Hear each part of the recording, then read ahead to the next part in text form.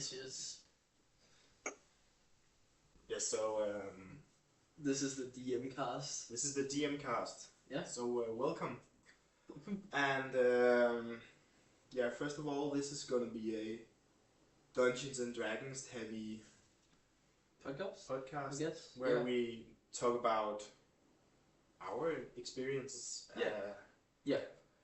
And maybe in all the new rule settings and all that, maybe. Yeah, because there's new rule books coming out here in 2024 and then more in 2025, right? Yeah. Yeah, so it's basically just a forum to talk about D&D some more. Yeah. So we don't do it under our sessions and our DM too much. Yeah, it's just you know, I guess.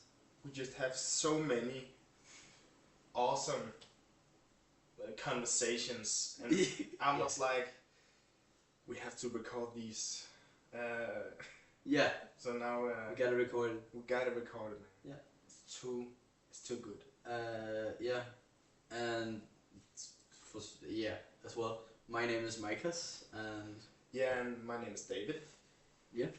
so I've been playing D&D for almost 5 years. I was introduced to D&D in like 5th or 6th grade, and Yeah. then I did it for like 2 or 3 months, and then I completely forgot about it, and then I picked it up back in like January or February of 2020. We had like the little campaign with Benjamin, his father. That's true. That's I forgot. That's what was that? 4th, 5th grade. Yeah, around that time. Something like that. Yeah. Yeah, and I have been playing. Like since like 6th. Yeah, 6th grade. Yeah. Until now, almost with no gaps. Yeah. Because I had another campaign I started in when I was like 12, 13-ish. Yeah. And was there maybe until a year before we started. Yeah. Our So that was a long campaign as well. Yeah. We got to like level 11 with XP. Yeah. So famously XP is just slow. Oh yes, It very, is very just slow. Yeah, and I think you have a lot of stories from that campaign as well. Yeah, But- it comes with the long Yeah, exactly. period I played it. The long running time. Yeah. And then I had like a very short room where I was with the same DM but a different group. Yeah. And we were not hitting it off. So.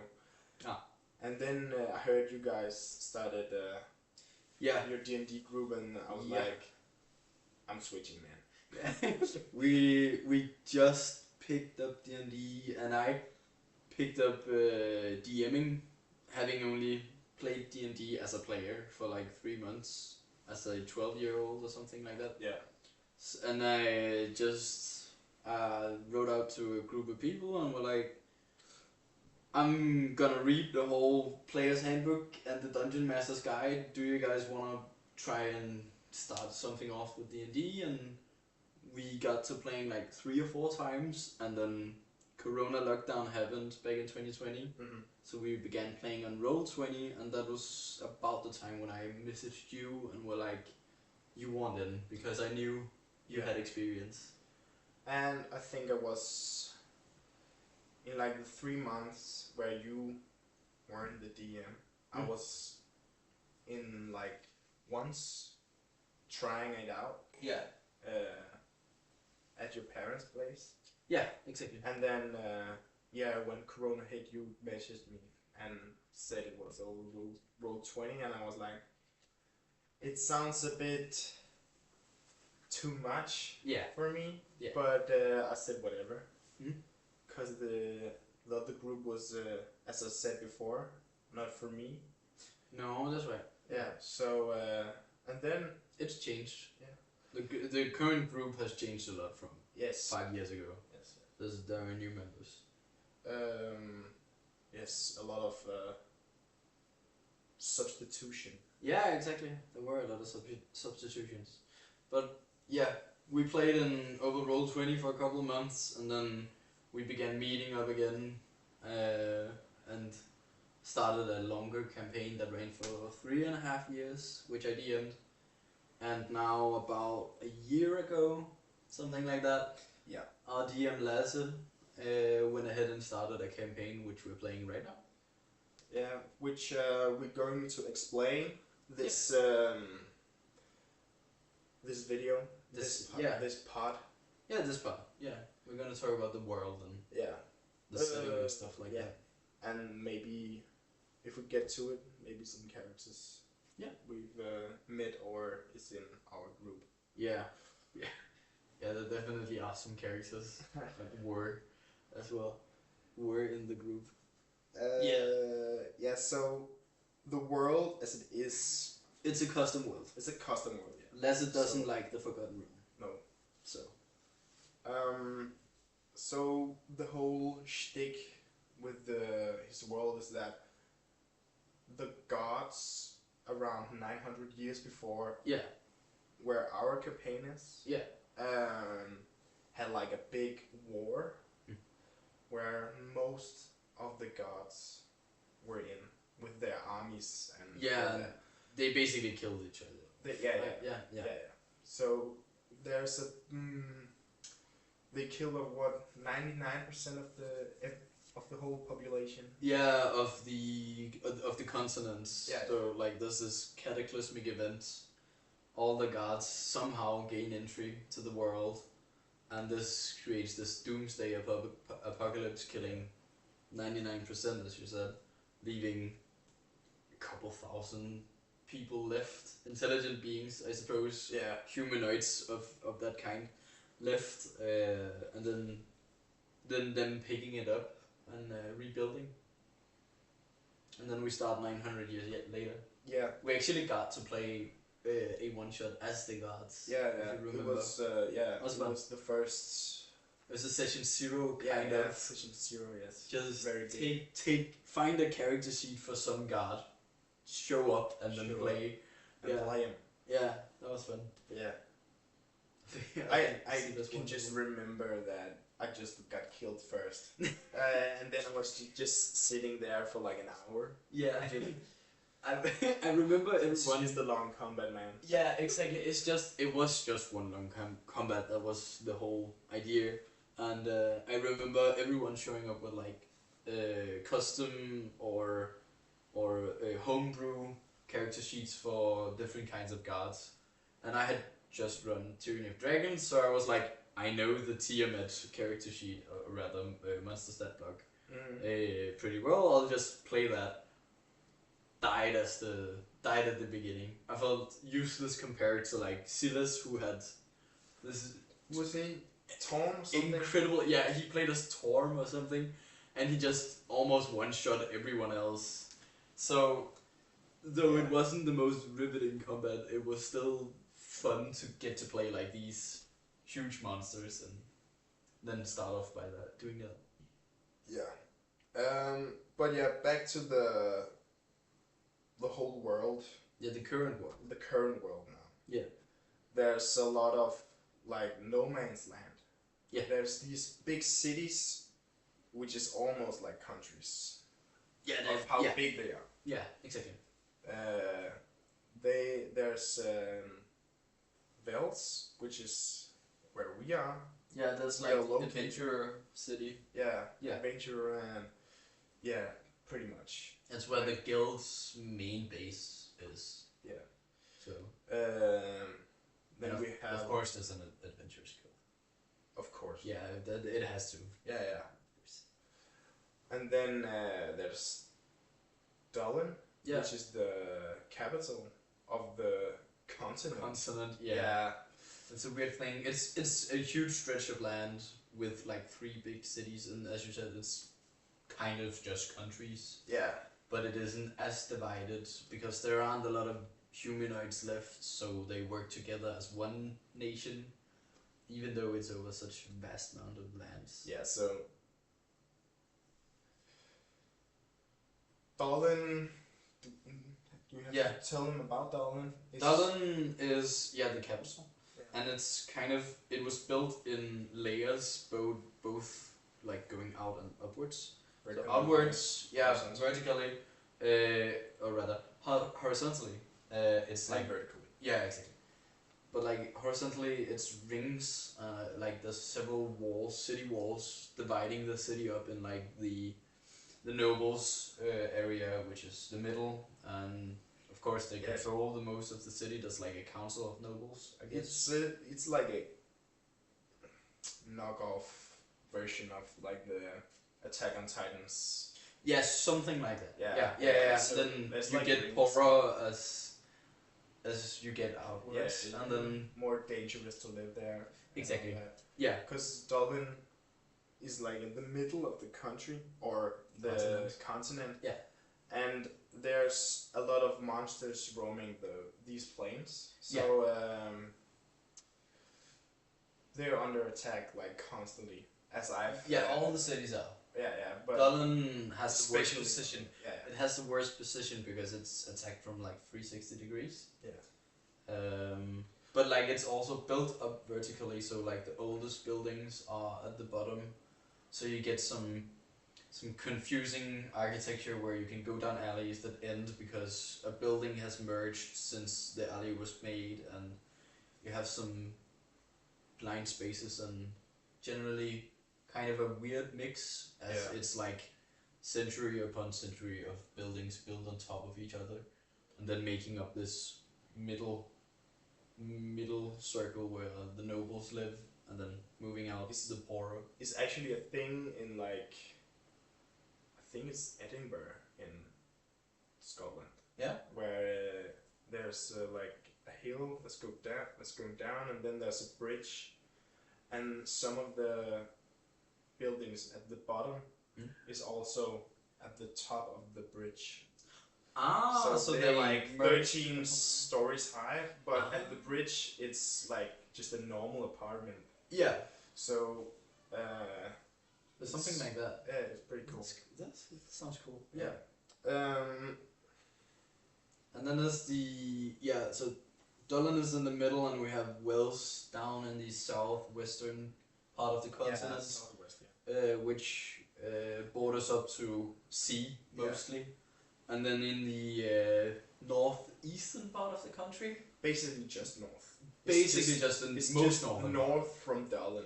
So exactly, if straight north from Dublin, yeah. It's just north. Yeah.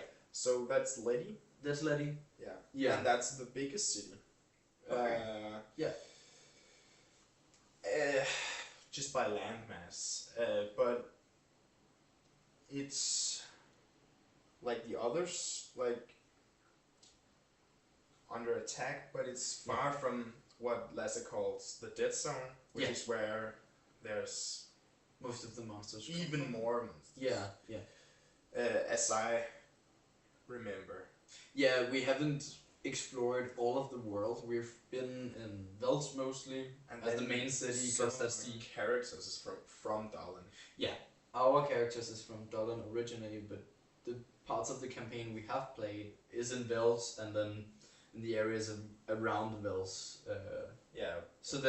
So like we know of Letty. It's in my character's backstory that she's been in Letty, and because it's kind of a more peaceful city, and it's far from where most of the monsters roaming the lands come from. It's where you find maybe a lot of retired adventurers. Yes. Because they have the money to buy a lot of land and then settle down. So it's part of my character's backstory that she has trained there with a retired adventurer. Yeah. So it's more of a chill place, and then they farm. It's also a farmer's town. I suppose. Yeah. Because Dublin can't really farm any agriculture. Because they're the most attacked city.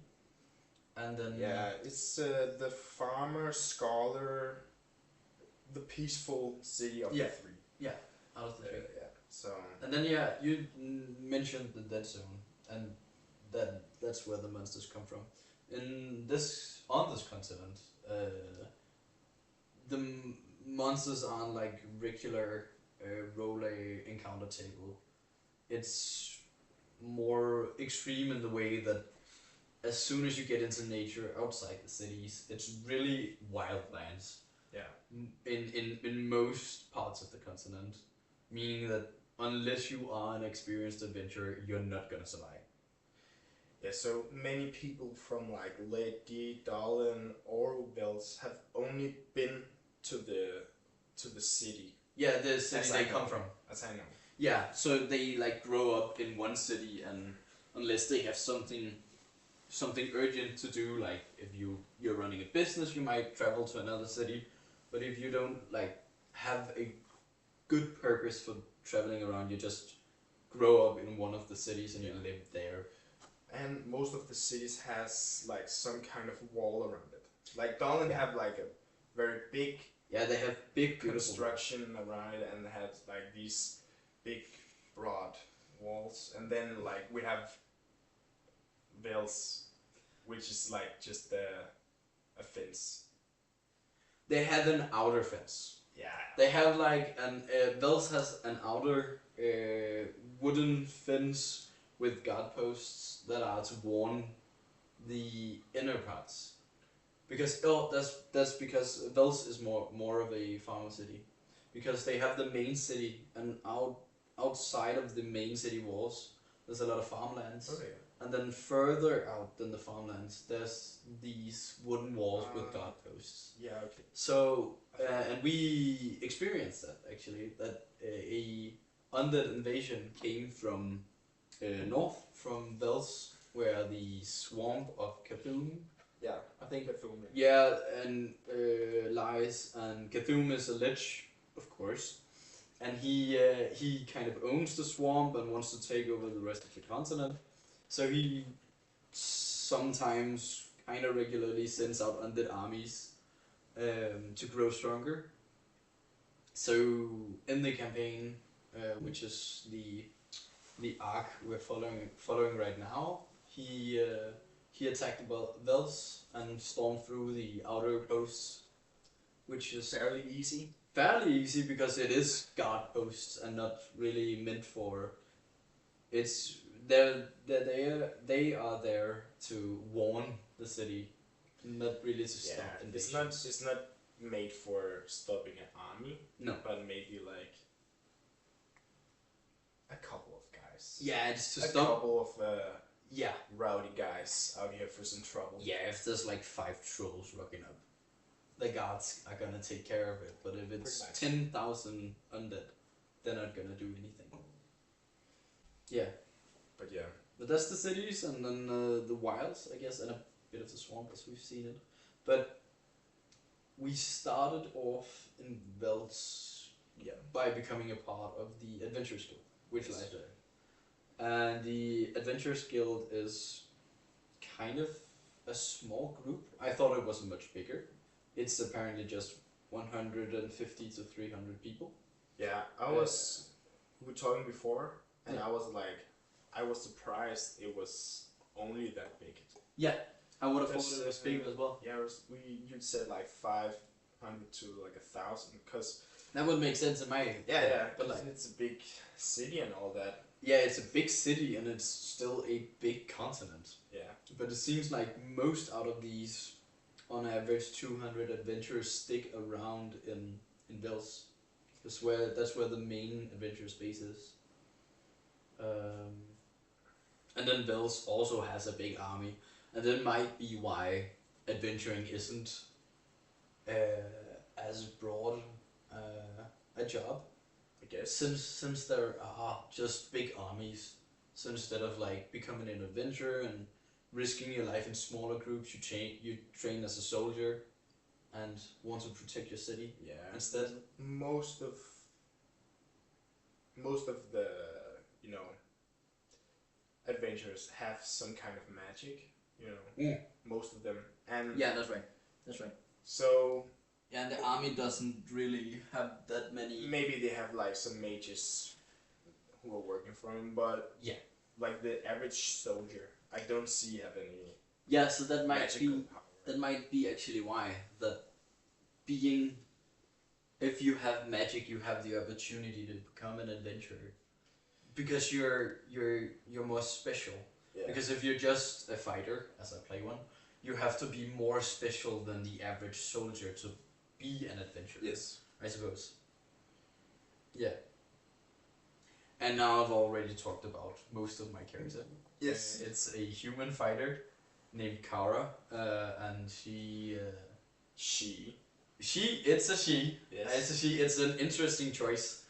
At the beginning, when we made the campaign, I thought, yes, I'll make this strong female character that wants to, I don't know, prove that she's a badass bitch. And as I've played her, I've gotten more into this mind prison of my own that I don't actually know how to play this character truly in roleplay. And how do you play the other gender? Yeah. Yeah, how do you play as the other gender when you don't have such experiences? And I don't wanna do like really dirty things. I don't wanna be like, Yeah, but I have to this. then you have to like think about, is there a difference? Is there not? You can like Exactly. But How much of a difference is there really for male and female But it's not. characters? If you think about it, it's not like the other characters. When there's like a girl in our campaign, Yeah. and Yeah, because she's we playing have- another she, it's not like they are doing like Barbie things. No, that's They are doing the same things as us. So Exactly. there's, It's not so that much it's of a not change. like you're playing anything wrong. It's No, just maybe hard because everybody else is pointing it out. everyone else has this running gag that we have adventurers badges to show that we are adventurers and verify ourselves, and everyone else at the table, including the DM, thinks it's funny that I have my adventurers badge on the inside of my bra. So every time I show it, I also flash whoever I show my badge to, and I'm living with the joke. It was annoying at first. At this point, I'm over it. I got annoyed the first couple of times. At this point, I'm like, I suppose that's funny for you guys, as long as the DM It's very funny. But but as long as the DM is in agreement with the fact that it's not what the character actually does. Yeah. It's just It's like banter a running at the gag table. between Thanks. when we meet a new NPC yeah. or mostly that. Yeah, mostly NPCs. Then we just joke about Kara's just flashing him as the first thing. Yeah, she shows she's an We're from the adventurer. guild. We're adventurers. Look at my titties, I guess. Yeah. But like that's not anything I've leaned into because that's not the kind of character I wanted to create. If I wanted to play a female bard and just take up your character trait as a female, that is definitely what Kara would have been doing. Yeah, so with that, maybe we can turn to me. Yeah. My character is called Aki. Yep. And he is like this. He's first of all Kara's little brother. Yeah, I forgot to say. And I've just been playing him like I think my own brother would be in front of me. So you have two younger brothers. I have two younger brothers. So you're good at this. You're really good at this. There's been a couple of times I've been like, you're too good being an annoying little brother. Yeah, so I have a lot of I've almost studied for this. Yeah. And then he's like this annoying little brother playboy. Has he become? Yeah. He has become a playboy. Yeah. He has become a breeding machine. Yeah. He has that's how my many- running gag. Yeah, exactly. He has impregnated over 40 different women in the Yes. city of Vels at this point. So we had like at some point in our campaign, we had to help out in the city after the attack. Yeah, after the undead army came Yeah, to yeah. attack. Yeah. And then I had to.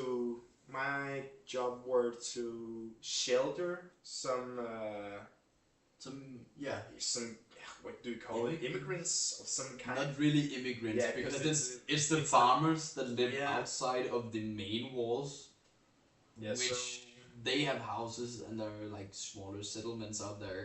So they were evacuated and had to find Yeah. places to stay inside the I think you walls. get the gist. Yeah. But yeah. So what I did was just find lonely women who had housing, and then if my gift of speaking Yeah. weren't enough, Yeah. my third leg was, and then you know, a thing led to another, and Lasse, our DM, had to like give me some kind of ratio of how many I impregnated, and then he had like this crazy amount, like he hit like 80%. I Yeah. impregnated. Yeah. So it was like 80% of 32. And then Yeah, I but just took the mantle of like Vilsa's daddy, and then there was this festival, and Yeah. I did it again. And you did it again. Yeah. So I got like 10 or something more. Yeah. To the pot. Yeah. So at I'm this a bard. point, yeah, you're a bard. I'm a bard. And you're playing high charisma, and you're actually doing really well at doing so. And you've also... This is not why I'm doing well, I would say. The fucking part. But that's also a fun part of your... it's just the fun part. Yeah. I would say Yeah. I'm usually the guy who like negotiate for the group. Yeah. You really are... You've taken the role as, yes, the role player. Yes. Mostly. You're the one who role plays the most.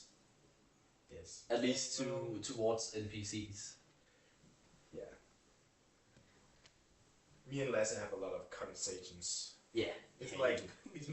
for me it's like bipolar, because he switches characters. Yeah, You know? it is. But it's cool. Then in like combats, I have like one spell I can do. Yeah. Phantasmal Killer. But then that's a good one. You've been doing good stuff the latest. But then it's late just vicious sessions, I think. mockery. Yeah. Just That's a insulting everything we meet. That's a classic. Yeah, that's a classic. You bitch. But you also chose a subclass meant for role playing, right? I can't remember. Valor, I think. Valor? Isn't That's it? the fighting one. That's Is the one it where Valor? you get. That's where you get like swords and shields and medium armor and stuff like that. God, that's like embarrassing. We've played for a year. Something from the expanded rules. It's not in the player's handbook. Yeah, it's I not in the remember. player's It's not in the player's handbook. I can It's check from the the- Beyond. Yeah. But so you picked a roleplay focused subclass. Yeah, cause you know, in like the teaser Lasse gave us. Yeah. He said there would be a lot of role playing. And There then has been. Yeah, there has been. It's a lot. not like a tease who didn't come. No, you're there. Yeah. But yeah. If I can get it. Yeah. And while you do that, so Eloquence. eloquence. Yeah, eloquence. Bardic School of Eloquence or something like that. Yeah. And I'm College of. College of. Yeah. Okay. Yeah. Mm. And the weeaboo that I sometimes I'm playing is samurai Yes. class. Well, our names is like really. It's also me. Yes. who But shine through are less, yeah, rather Kara and Aki, and then we share the last name Senju, which I ripped from Naruto. I don't know. I think I've actually told that. I haven't. But, But like I see it. I see it. Yeah. the first Hokage. Yeah. He's from the Senju clan, so Yes. like, I ripped it straight from Naruto because I thought it sounded cool. Yeah. And we're both from noble heritage. Yes. Yeah. We are.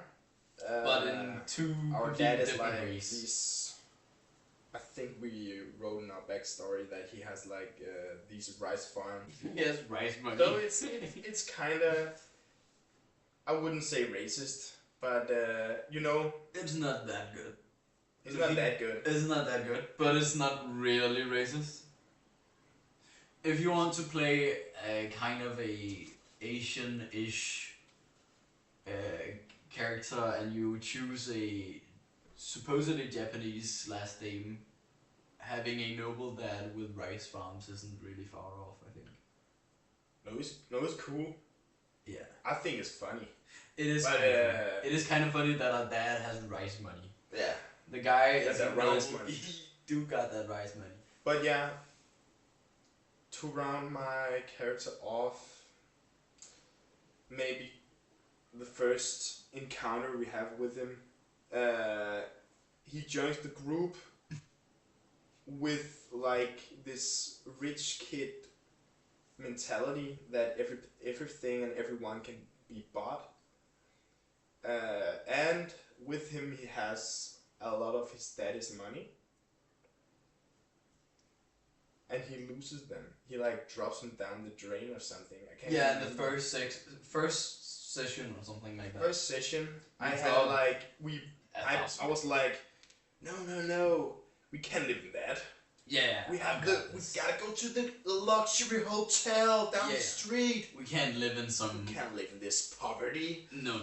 Exactly. But yeah, I dropped it down the drain Yeah. in front of the hotel. Yeah. And, in front of the whole group. In A front lot. of the whole group, Yeah. and then they were like, I tried to play it with like I'm almost greedy, but not really. I just have like Yeah. some kind of entitlement to Yeah. the riches we get. Yes, you're kind of entitled to still keep your status. Yes, and I am As a the noble. one who has the most amount of magical weapons and gadgets. I think so. I have like. Okay, yeah, okay. I have two, so I can't compare. Yeah, that's fair. Yeah, two of them is like magical instruments. So. Yes, that makes sense. That makes sense. Also, do you want to talk about backgrounds? Backgrounds. Yeah. Yeah. We can. Yeah. Well, Aki is not like the biggest background. Like he was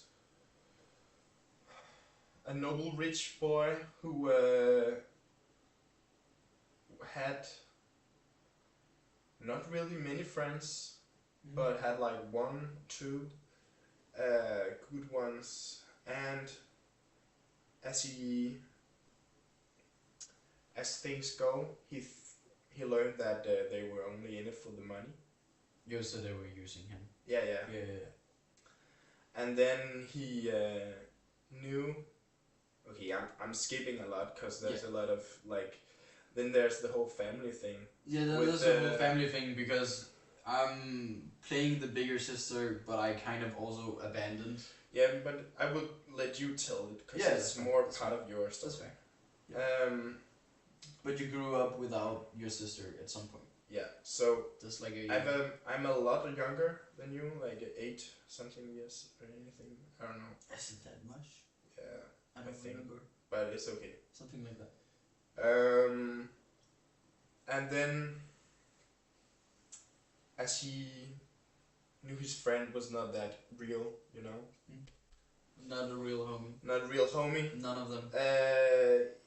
and you were gone. Mm. He somehow got the whiff that you were trying to get into the guild.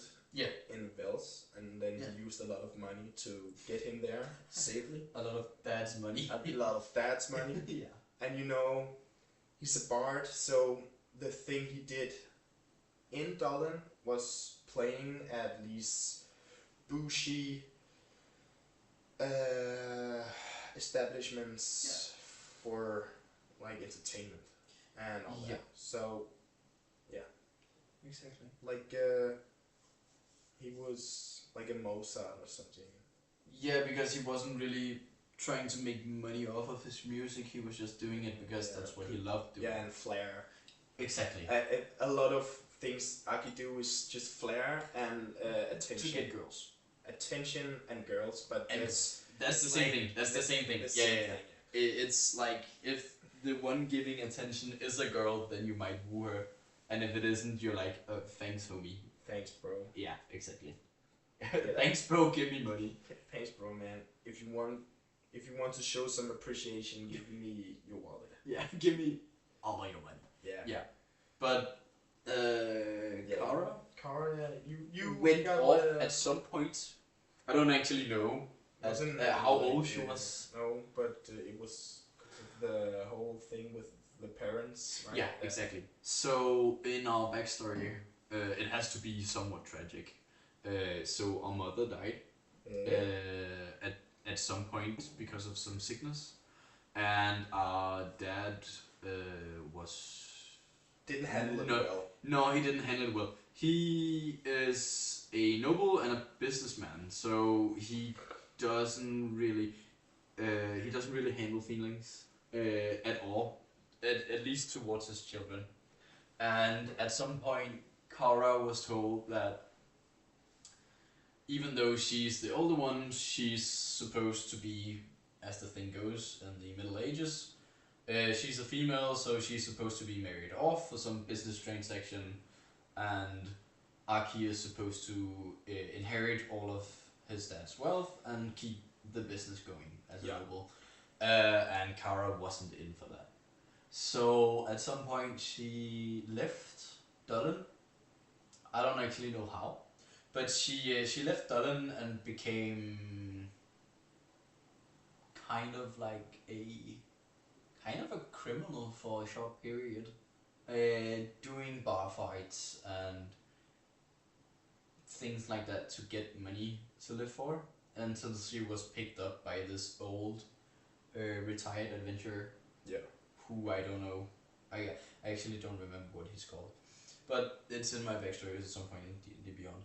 But she was found by this old alcoholic retired adventurer, and was then taken with him to Letty, and was trained for a couple of years until she was thrown out. I haven't told you this. She was thrown out because she at some point began caring about her teacher, and he was an alcoholic. So she saw that he's gonna drink himself to death at some point, and they got into a big argument about that, and then she was thrown out. And from there she went in as fast as she could and was possible, given that she didn't have as much money as Aki had at that point, or she didn't have any money from their father. So she traveled to Wales, which is the other side of the continent from Letty, and then or like caravans or something. Yeah, something like that. Yeah, so something like caravans and stuff like that, and being, instead of paying to be in the caravans, then being a bodyguard for the caravans, which is also a dangerous job. Yeah. But it's one of the only ways to get from city to city if you don't have a lot of money. And it's also, you have to be qualified for doing so. But at the start of the campaign, we all started at level 3, so she's a level 3 fighter, so she has some combat abilities. But we grew up in a noble establishment where in like medieval times it was very usual you get some education in Yeah. music and in some kind of sword play. Yeah. So that's why my character has rapiers, Yeah. and maybe in some kind of in some way that's how you have your sword skills from like. Yeah, And then of course most you of have. them, most of the fighter class itself that was put onto Kara because she wasn't born in the class. You at some point learn something, and then you become your character gains the class. That's my opinion. Okay. That's at least how I think about it. Yes. So she was the class came from that teacher. Before that, she was a noble girl and then became kind of a brute doing bar fights, and then got trained with a sword. Yeah. And then she went to Vels and registered at the Adventurers Guild at the same time as Aki because he found out she was going there somehow. Yes. And then Connections. we were put into the same group by the guild, and then the core of that group, which is us only because the others have switched out. Yeah. We So are the only ones left from the original group. Yeah. But we were put into like a group by the guild to test whether we were adequate to become adventurers, and Yeah. we passed the test, and then we started adventuring with that group. And then it has seen some replacements along the way, both at the table from the players and then us and the characters, because like Silas for one didn't enjoy his original character. I think we're gonna let him talk about Fondale, his original character, but like he didn't enjoy that character, so he got another one, and then there was our original only female player at the table. Yeah. She stopped coming because of university and travel time and stuff like that. So there's been some changing, and then in the last couple 3 months, I think like we've had 2 new players join. Is it only 3 months? I think it's only 3 months. I think Yeah, because Lilith joined first, right? Yeah, and Lilith joined in around late summer. And then Matthias joined like 2 sessions after Lilith. Yeah. I think it's not that far apart. 2 or maybe a month and a half or something. Yeah. Something like that. Yeah, and we only play every other week, so yeah, a lot of time passes in between sessions as well. Yes. So unlike many other campaigns with people having schedules so that they can play once or even twice a week, we all kind of scattered. We're all scattered. I think we have it pretty good. Yeah, I think so too. We have a schedule. There's a lot of people I know who play D&D. Yeah. Where they could go like a whole month. Yeah. Between.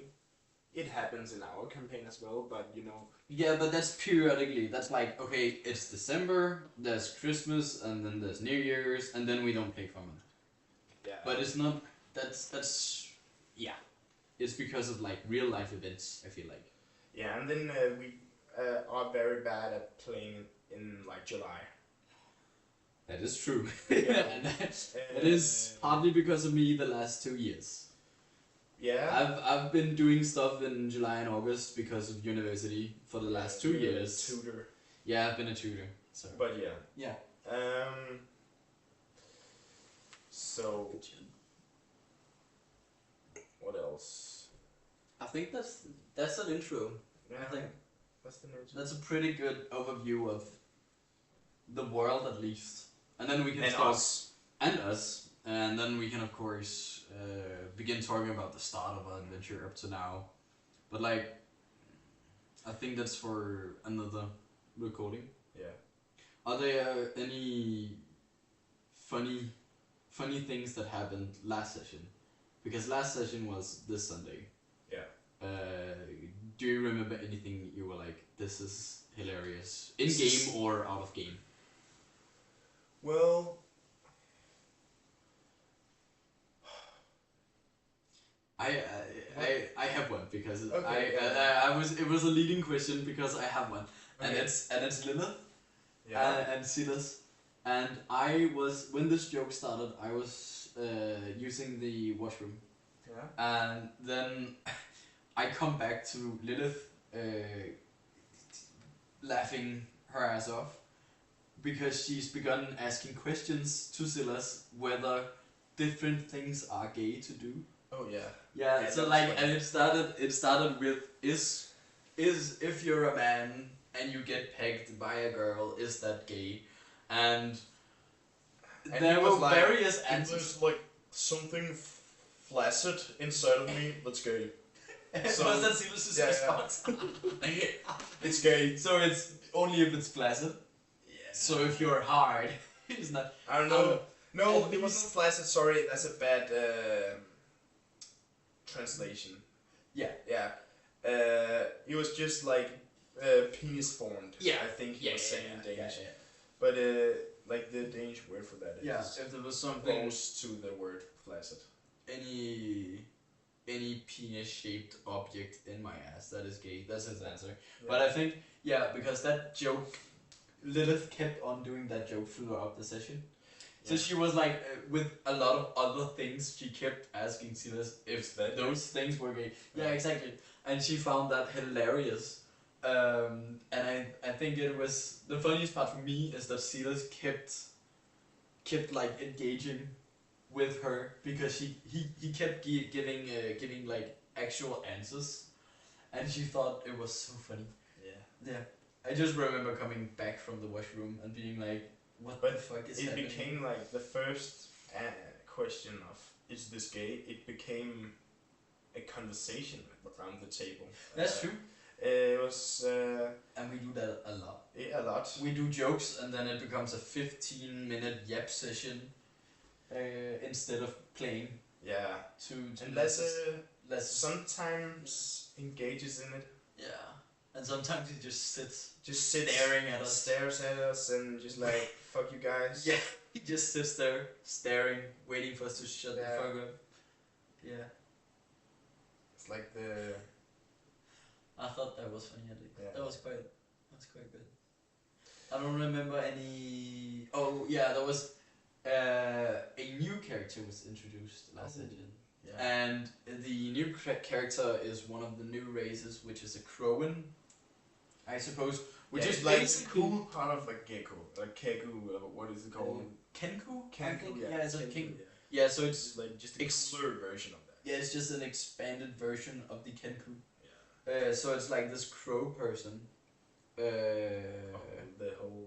And I was like, okay, so the reason there's a new character is because that player Marcus, his last character died, and his last character was a frog person custom. I no, it Custom. isn't custom. Isn't custom. No, it's a grung. I think it's Okay. called. I think it's called a grung, but it's like this frog race, sentient frog race.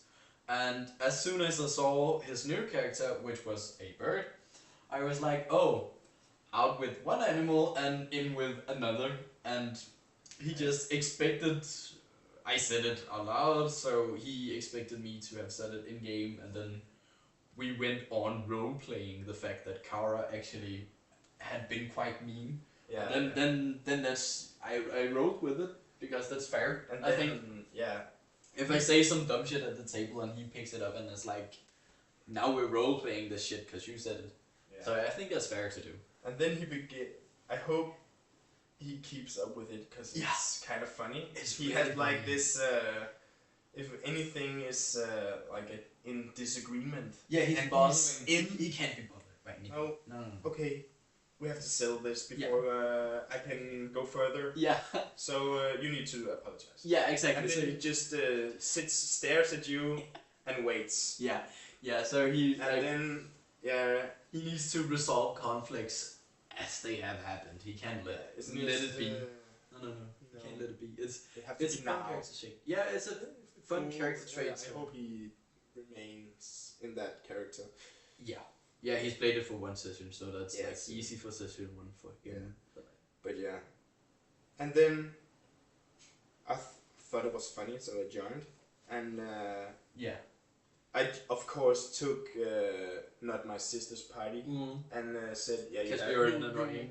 you have to apologize. Yeah. That was fucking cruel. Yeah. Of course, he's not a bird. No. He's a bird man. He's a bird. Bird man. Yeah. Man bird. Man bird, yeah. Man bird, That was something what like you wanted us to call him. Yeah, a yeah, bird man. Yeah. Man bird, yeah. Man Sorry. I thought it was man bird, yeah. Yeah. But that's a funny character concept, and Marcus himself is definitely a character. So I think like in the future, as we've talked about, we'll have the other players at the table, and the DM for that matter, in recording with us.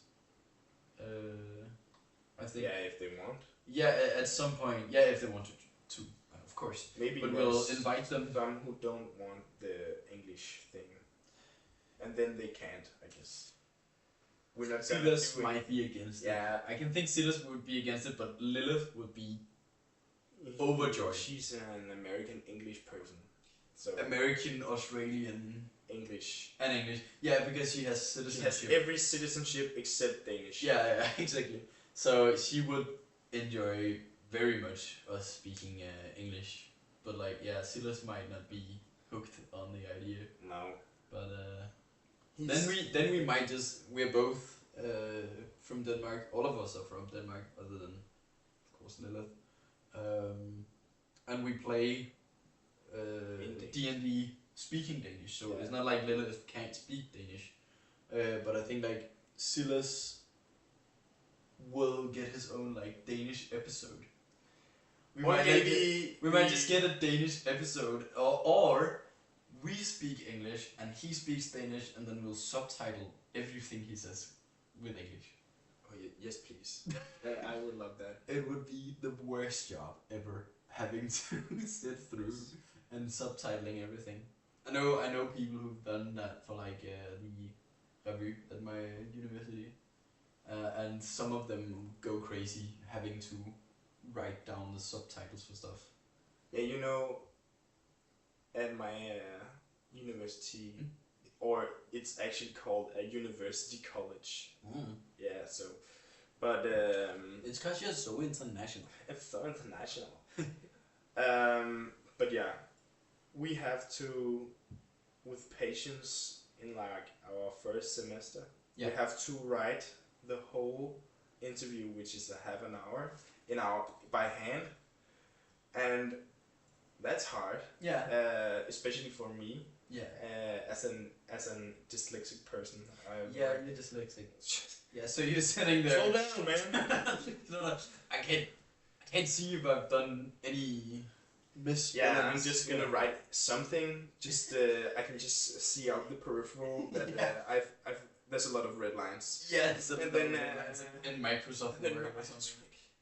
And then the patient said, and then I said, yeah, and it's like the people doing transcripts in court. Yes. They also have to do that. Yes. It must be. But then it's not yourself. That's speaking. True. That's true, because you're still interviewing the patients that you're working with. Yeah. And it's not like I can remember word for word what happened in the half an hour interview. Can't you record? That's like the whole thing with like patient safety and all the things. Because you have a lot of that's the whole world. No, but it's especially bad in Denmark. Especially in Denmark. Because an example of this is actually the I'm a huge nerd. The Americans have a quantum supercomputer setup. Yeah. But universities and universities and scientists in Denmark aren't allowed to use it in Denmark because the American supercomputer violates the personal safety and the persondata. Personal data. Yeah. So personal data and all that, because in Denmark it's so much stricter than it is in America. Yes. So we can't actually use it, and that's why companies like Novo Nordisk is spending so much money at KU to get them to make their own supercomputer that is in the within the guidelines. Yes. So yeah, that's kind of Yeah. it changes somewhat. I don't think that's a huge difference, but Denmark is really strict on like keeping personal data safe. Yeah. Sorry, that's a slight tangent. Yeah, I don't know where we came from. Yeah, But, you know. It was funny stories and stuff at Funny the table. story. Our personal life. Yeah, personal life, and we're both students at different universities. Yeah, so we have some weird stories from our daily lives as well that might pop in at some point. Yeah, like this. Like this. Yeah. Also, the next time we record this, Yes. I might be mentioning what we're doing Friday. Because on Friday, Yeah, okay, because on Friday, On Friday we're doing a fast food challenge, which was popular. Is it a challenge? Is it just like a gig we have? No, No, because it was actually it was a trend last year, last summer. It was a trend where several influencers did a drive-through challenge, having to eat We are so common. 10 orders from. So basically, it's a drive-through challenge, and you have to eat what the car in front of you in the drive-through orders, and you have to do that at 10 different places. And I saw this last summer and thought, this is hilarious, let's do this. And we did so last fall, and now there's a comeback on Friday. Yeah, there's a comeback, yeah. And we might be changing the rules a bit, but yes, it's still the same concept with going to 10 different drive-thrus. Yeah. So and we're gonna maybe be eating a lot of less McDonald's. hopefully less McDonald's. We're going to Because it was over half. yeah, of our 5 places. of the places were only McDonald's because Was in it only Denmark, Yeah. yeah, I think it was only 5. We don't have a lot of fast food places. The most of the drive-thrus in Denmark are McDonald's and Burger King. And Burger King is more like away from the capital. In Exactly. my opinion. Yeah, exactly. There's There's a lot of not McDonald's around Copenhagen, and then there's a few Burger King, but that's like more further away. So we have to drive far for Danish standards, at least, because it's a small country and we're not used to drive an hour to get fast food. But still, we're doing that. I might be talking a bit about it next time because Yes, it's funny yeah, it's nice. and it's stupid, and we're gonna be eating too much food. Last year we were 4 guys eating almost 16,000 calories And then over 5 hours. yeah, so I didn't count you guys as you guys were eating Sundays at the last stop. yeah, that's right. But I was the only one who didn't, and the 3 other you and Marcus and Silas ate Sundays at the last stop, which was a McDonald's, of course. You ate bonus Sundays because you were celebrating that we were done, and I was about to puke, so I couldn't. yeah. So you guys have Well, probably you ate got like 4,000 like calories. a ice latte or something, didn't you? But Yeah, a lot but of that was calories from as well. that was from the order.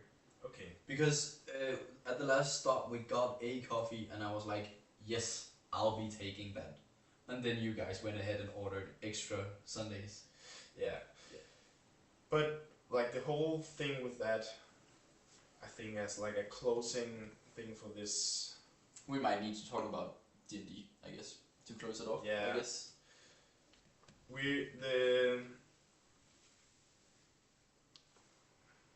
As the next episode that's coming, That's making promises to do it again, and I think that's a bad idea. isn't it? Depends on what you want. We can actually. This is more of a breakdown. We can just say, what do we want to talk about next time? Yes. So next time That's right. we are trying to schedule things where there's maybe one for each week or every other week. We Yeah. haven't really decided on that, No. but No, but somewhere in between that. Yeah. Because there might be weeks where neither of us have the time because we are students and Yes. both of us have jobs yes, and girlfriends and other other social circles. So I think like life happens. So we're going for every week, but it might be every other. Yeah. Something But like that. as our campaign goes as well, Yeah. there's going to be like a recap episode, and then there's going to be an episode where we are talking about something in the past. Yeah. Of some sort. But yeah, the next episode will be more of we telling stories. Yeah, more of storytelling. Yeah. And I'll ask DM Laza to give me his DM notes. Yeah, because and then we can do recaps. Yeah, because he has a lot of. Yeah, he writes notes every time. Yeah, so we don't have like this. Oh, what happened this last time? Yeah. So. But I think, as I learned in the later parts of me being a DM, that writing notes after and of course before every session is just also very funny, because then you take up the document from last time and you're like, okay, this is what was supposed to happen, and then in another color of text is like, this is how I did it. I wrote in red below that like what actually happened instead, and most of the time it's like 40% of the things that I planned happened, and the 60% was just random stuff that came up at the table, and that's the funniest part. Yeah, and then because then you can look back at it. Yeah. And then also, it's easier to prep for next session when you have that. Yeah. I have well, you have had your campaign. Letta has his. Yeah. And then I have A pseudo campaign. Yeah, I was. Yeah, that's a good name for it. Yeah, I think so. Where they are solo adventurers, the same people, except I'm the DM. Yeah. Yeah, and then you of course have some other characters. Yeah. And then I've given them a lot of freedom to do whatever they want, because I don't get bothered by that. No, but why is it a pseudo campaign? It's a pseudo campaign because it's a one shot each time, and it's a campaign because it's the same characters and the same world. Same world. Yeah. And they level up from each session. So it's a 20 sesh campaign. Yeah, exactly. So it could take years, or it could take like probably one. There's 20 sessions where if we play every other week, the 1 week, because we play your pseudo session on weekdays instead. And sometimes it matches up on weekdays for us to meet up, at least like 4 or 5 of us. Yeah. We're a big group now, we're 7 people. But if like 4 or 5 can show up, we do the pseudo session. So I think like we're probably gonna have the same amount of pseudo sessions, pseudo campaign sessions, as Lass's campaign sessions as we go throughout the next year. I think so. Yeah, and then Lasse has I think it's like a month every half a year where he can't play. Like he had one in like in July this year? July? Yeah, but that was because August was it or something. I was the problem in August. He was in July. He was the problem in July, and I was doing tutor stuff in August. But he finished his education, so he shouldn't have that 1 month period each summer where he has to do exams and stuff. Oh, okay. So it's not gonna be the same problem next year. Yes, of course. But then there might arise some problems with him wanting to move and stuff like that. Maybe. Now that we also mentioned things like personal data, we're just talking a lot about Lass's life. Yeah. Okay, and he lives on this street called in this part of Copenhagen, in Denmark. No. But still. But yeah, I think this is the end of the first episode. Yeah. Yeah, it is. It was nice. Yeah. I don't know how long we've gone for. Can you see that? No, No. I cannot. Do you wanna? It is an hour. It is. Yeah.